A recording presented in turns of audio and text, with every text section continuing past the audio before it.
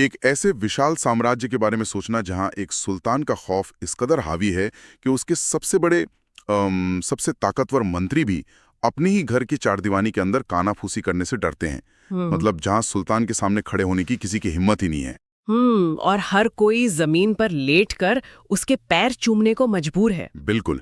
और इस सुल्तान ने अपने विरोधियों को कुचलने के लिए एक ऐसा अचूक सिस्टम बनाया जो देखने में लगता था कि कभी फेल हो ही नहीं सकता। लेकिन फिर एक दिन उस सुल्तान की मौत होती है और महज 3 साल के अंदर, मतलब सिर्फ 36 महीनों में, वो खूंखार और अजय साम्राज्य ताश के पत्तों की तरह ढहकर राख में मिल जाता है। सच में ये इतिहास के सबसे बड़े रहस्यों और अगर कहें तो विरोधाभासों में से एक है। एक तरफ तो पूर्ण नियंत्रण का वो भ्रम और दूसरी तरफ एक ऐसा खोखलापन जो एक ही झटके में पूरी सत्ता को निगल गया।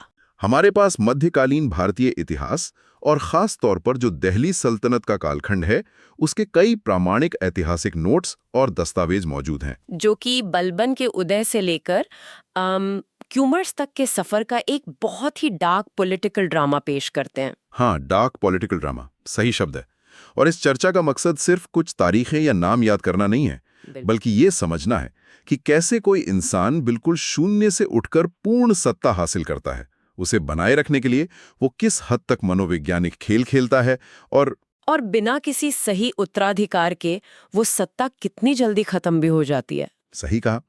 तो चलिए इस कहानी के सबसे दिलचस्प हिस्से से शुरुआत करते हैं, यानी बलबन का उदय। जो स्रोत हमारे सामने हैं उनके अनुसार बलबन का असली नाम बहाउद्दीन था। हाँ, बहाउद्दीन। और बाद में ना नासिरुद्दीन महमूद ने उसे उलूग खां की उपाधि दी थी। बिल्कुल। और आगे चलकर वो ग्यासुद्दीन बलबन के नाम से गद्दी पर बैठा।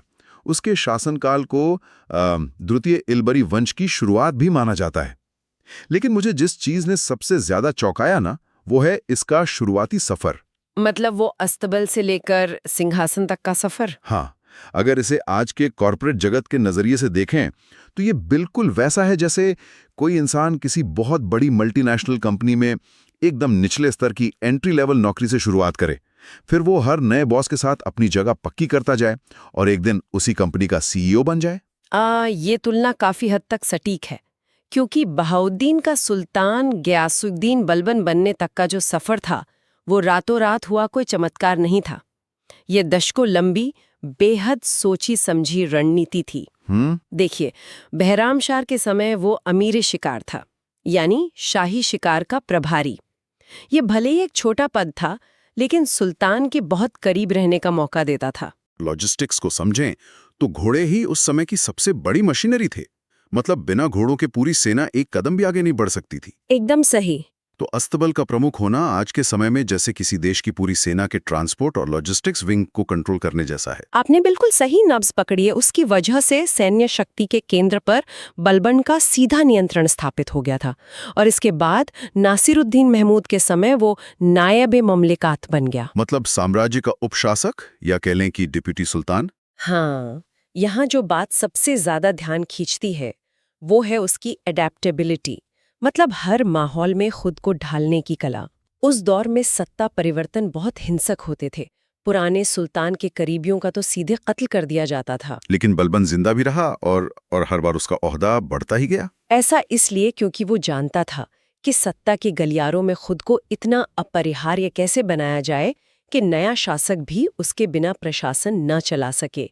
उसने अपनी जड़ें इतनी गहरी कर ली थी ना कि उसे उखाड़ना किसी भी नए सुल्तान के लिए जोखिम भरा था। सच में। लेकिन अब यहाँ से कहानी एक नया और खतरनाक मोड़ लेती है।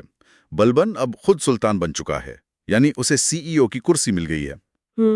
लेकिन जिस इंसान ने पूरी जिंदगी सीढ़ियों और साजिशों का इस्तेमाल करके ये कुर्सी पाई हो, वो ये भी तो जानता है कि कोई और भी उसी सीढ़ी का इस्तेमाल कर सकता है। बिल्कुल। और उसी डर से, या कहें अपनी सत्ता बचाने के लिए, बलबन ने एक ऐसा सत्ता का रंगमंच तैयार किया जो पूरी तरह से मनोवैज्ञानिक दबाव पर टिका था। सत्ता का रंगमंच। वाओ। हाँ, क्योंकि ऐतिहासिक साक्ष्यों के अनुसार उसने अचानक खुद को ईरानी पौराणिक नायक अफरसियाब का वंशज घोषित कर दिया, जो कि पूरी तरह से गढ़ी हुई एक पहचान थी। मतलब एक ऐसा व्यक्ति जिसका इतिहास खुद गुलामी से जुड़ा हो। वो जानता है कि उसके दरबार में बैठे अमीर और सरदार उसकी असल हैसियत से वाकिफ हैं। इसलिए अपनी सत्ता को जायज ठहराने के लिए यानी अपनी लेजिटिमेसी गढ़ने के लिए उसे खुद को आम इंसानों से बहुत ऊपर दिखाना था। और इसी दिखावे को उसने एक संस्थागत रूप दे दिया। उसने खुद को नियाबत खुदाई यानी ईश्वर का प्रतिनिधि कहना शुरू कर दिया और जिल्ले इलाही यानी ईश्वर की छाया, जिसका सीधा सा मतलब था कि शासक निरंकुश है और उसकी इच्छा ही ईश्वर की इच्छा है। लेकिन मुझे यहाँ एक बात थोड़ा खटक रही है। चलिए मान लिया कि आपने खुद को खुदा का अक्स मान लिया, लेकिन दरबार में गैर इस्लामिक और फारसी प्रथाओं को लागू करना? आप सिजदा और पाबोस की बात कर रहे हैं? हाँ, सिजदा यानी घुटनों के बल बैठकर सुल्तान के सामने सिर झुकाना और पाबोस यानी सुल्तान के कदम चूमना। साथ ही वो फारसी त्योहार नौरोज भी मनाना शुरू कर दिया। ये सब सुनना थोड़ा अजीब लगता है। जो इंसान खुद एक गुलाम था वो अचानक लोगों से अपने पैर चुमवा रहा है। क्या ये उसकी एक बहुत गहरी इनसिक्योरिटी या असुरक्षा की भावना को नहीं दर्शाता? देखिए, ये असुरक्षा भी थी और एक सोची समझी क्रूर कूटनीति भी। सिजदा और पाबोस को उसने न्यायिक शिष्टाचार को नाम तो दिया, लेकिन असल में ये दरबारियों का मनोबल तोड़ने का तरीका था। उन्हें मनोवैज्ञानिक रूप से पंगु बनाने का हथियार। बिल्कुल। सोचिए, जो तुर्क सरदार कल तक खुद को बलबन के बराबर का मानते थे, उसके साथ बैठते थे, आज उन्हें भरे दरबार में जमीन पर लेटकर उसके पैर चूमने पड़ रहे हैं। बाप रे!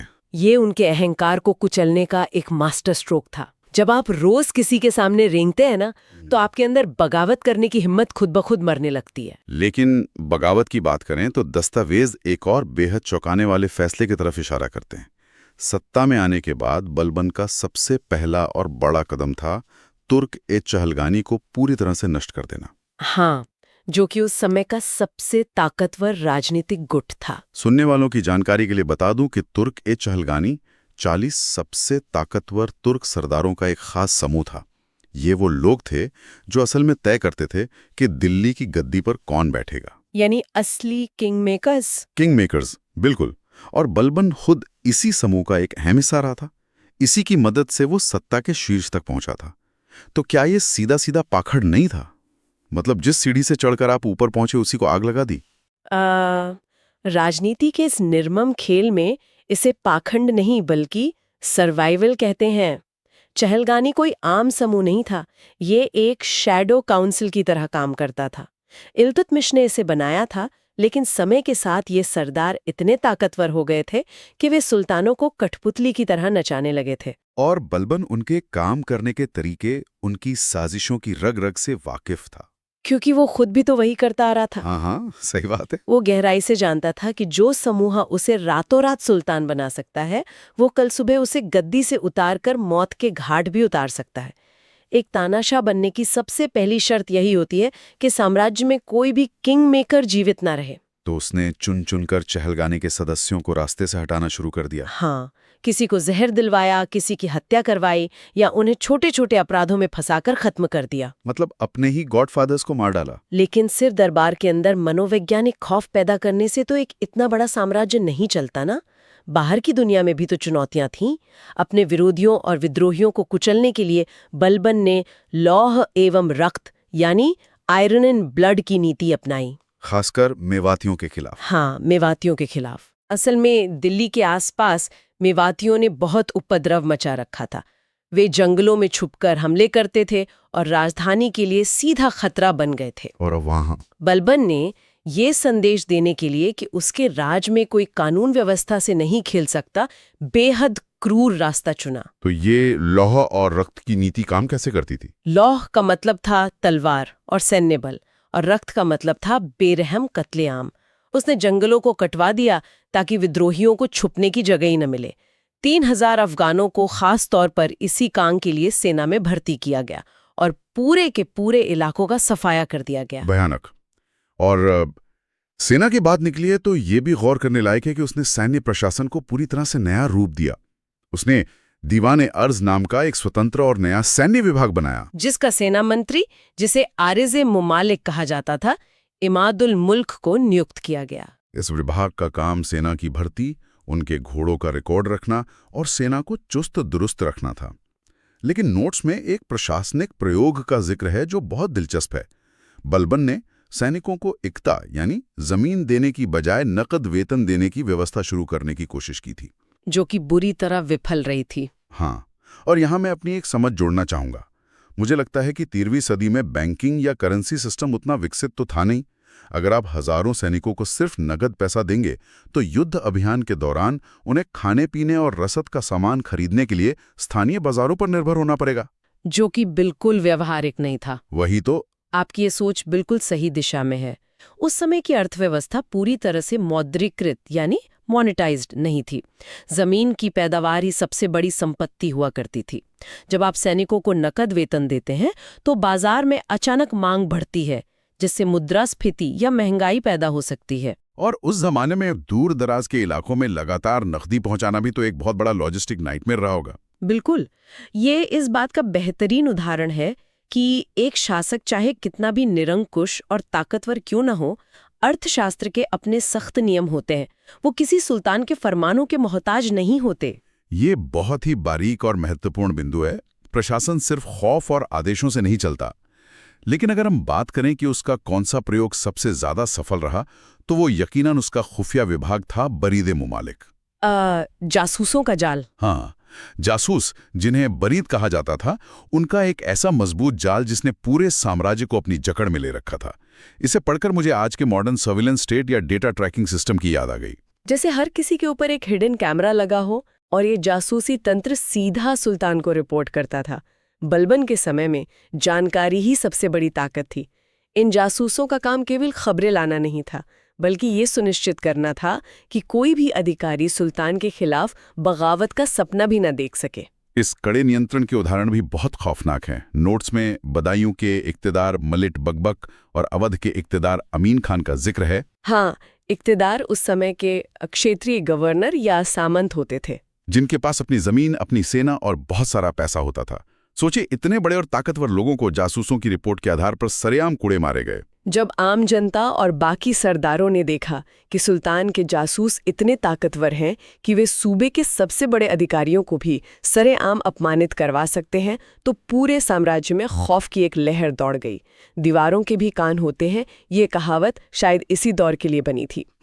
इस निगरानी के डर ने ही बलबन के साम्राज्य को एक धागे में पिरोकर रखा था। तो मतलब एक तरफ दरबार में सिजदा और पाबोस का मनोवैज्ञानिक दबाव, दूसरी तरफ लौ एवं रक्त वाली एक खूंखार सेना, और तीसरी तरफ जासूसों का ऐसा जाल जिससे कोई बच ना सके। कागजों पर देखने में तो ये एक परफेक्ट डिक्टेटरशिप लगती है, एक ऐसा सिस्टम जो कभी फेल नहीं हो सकता। हाँ, लेकिन कागजों पर ये अचूक लगता है। सत्ता का असली इम्तिहान तब होता है जब ये सिस्टम वास्तविक, भौगोलिक और बाहरी चुनौतियों से टकराता है। देखिए, खौफ की एक सीमा होती है और वो सीमा है दूरी।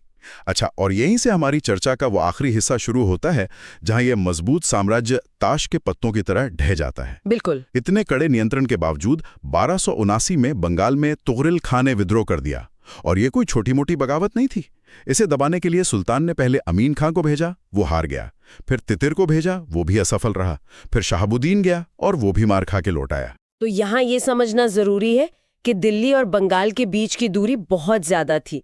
बलबन का खौफ दिल्ली और उसके आसपास तो अचूक काम करता था, लेकिन हजारों मील दूर स्थित प्रांतों में जासूस और सेना तुरंत नहीं पहुंच सकते थे। तो मतलब जब पूरी सत्ता सिर्फ और सिर्फ खौफ पर आधारित हो, तो जैसे खौफ की वो पकड़ थोड़ी ढीली पड़ती है या भौगोलिक दूरी बढ़ती है, विद्रोह की चिंगारी दावानल बन जाती है। आखिरकार बलबन को खुद इस विद्रोह को दबाने के लिए जाना पड़ा और उसने अपने बेटे बुगरा खां को बंगाल का नया इक्तदार बना दिया। लेकिन खतरे सिर्फ साम्राज्य के अंदर से नहीं आ रहे थे। असली तूफान तो बाहरी सीमाओं पर खड़ा था। मंगोल आक्रमण। हाँ, 1279 और 1285 में मंगोलों के भीषण आक्रमण हुए, और 1285 के आक्रमण में एक ऐसी घटना घटी जिसने इस लौ पुरुष को अंदर से पूरी तरह खोखला कर दिया। मंगोलों से लड़ते हुए उसका सबसे बड़ा और योग्य बेटा मोहम्मद मारा गया। यह बलबन के जीवन और पूरे साम्राज्य के लिए सबसे बड़ा त्रासदीपूर्ण क्षण था। एक तानाशाह जो खुद को ईश्वर की छाया मानता था, उसे नियति ने एक ऐसा घाव दिया जिसका कोई इलाज नहीं था। क्योंकि मोहम्मद केवल उसका बेटा नहीं था ना? बिल्कुल नहीं, वो उस पूरे खूंखार और जटिल साम्राज्य को संभालने वाला इकलौता योग्य उत्तराधिकारी था। बलबन ने यह पूरा तंत्र उसी के लिए बनाया था।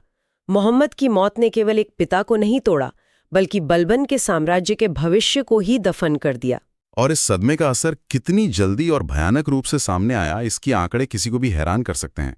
1287 में बलबन की मृत्यु हो गई और नई दिल्ली में उसे उसी के बनाए मकबरे में दफना दिया गया। अब जरा इस टाइमलाइन पर गौर किया जाए।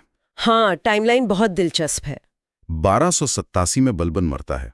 उसके बाद उसका पोता कैकुबाद, जो मोहम्मद का ही पुत्र था, गद्दी पर बैठता है। वो 1287 से 1289 तक राज करता है और किलो खेरी का किला बनवाता है। फिर 1289 में कयोमर्श शासक बनता है, जिसे शमसुद्दीन द्वितीय भी कहा गया, जो कि एक कमसिन बच्चा था। हाँ, और 1290 आते आते बुलंदशहर के इक्तदार जलालुद्दीन खिलजी ने इस कमसिन क्यूमर्स की हत्या करवाकर पूरी सत्ता पर कब्जा कर लिया। खिलजी वंश की स्थापना हो गई और क्यूमर्स गुलाम वंश का अंतिम शासक साबित हुआ। ये ऐतिहासिक घटनाक्रम सत्ता के मनोविज्ञान का सबसे बड़ा और कड़वा सबक है। सच में, जिस व्यक्ति ने दशकों तक सत्ता को लोही की मुट्ठी से जकड़ कर रखा, जिसने चहलगानी को खत्म किया, जासूसों का जाल बिछारा, उसकी मृत्यु के मात्र 36 महीनों के भीतर, सिर्फ 3 साल में वो पूरा अजेय द्वितीय इल्बरी वंश हमेशा के लिए समाप्त हो गया। ऐसा कैसे हो सकता है? कोई सिस्टम इतनी जल्दी कैसे गिर सकता है? ये उसी निरंकुश सत्ता का सबसे बड़ा विरोधाभास है। देखिए, जब कोई व्यवस्था पूरी तरह से केवल एक व्यक्ति के इर्द गिर्द घूमती है, उसी के पैदा किए गए खौफ पर टिकी होती है, तो उस व्यवस्था में कोई संस्थागत मजबूती यानी इंस्टीट्यूशनल स्ट्रेंथ नहीं बचती। मतलब सब कुछ सिर्फ बलबन के नाम से चल रहा था। बिल्कुल। याद कीजिए, बलबन ने अपनी कुर्सी बचाने के लिए तुर्की चहलगानी को खत्म कर दिया था। उसने साम्राज्य के हर योग्य, स्वतंत्र और ताकतवर सरदार को मरवा दिया था ताकि कोई उसके खिलाफ न खड़ा हो सके। ओह, इसका मतलब जब वो मरा और उसके अयोग्य उत्तराधिकारी गद्दी पर बैठे, तो साम्राज्य को संभालने, मंगोलों से लड़ने या बगावत रोकने के लिए कोई अनुभवी और मजबूत स्तंभ बचा ही नहीं था। यही तो बात है। उसने अपने साम्राज्य की रक्षा के लिए जिन किंग मेकर्स और सरदारों को खत्म किया, उसी शून्य ने उसके साम्राज्य को ले डूबा। खौफ का पर्दा हटते ही वो पूरा खोखला ढांचा अपने ही बोझ से चरमरा गया। क्या बात है। तो चलिए इन ऐतिहासिक दस्तावेजों और नोट्स से निकली इस पूरी चर्चा को एक जगह समेटते हैं।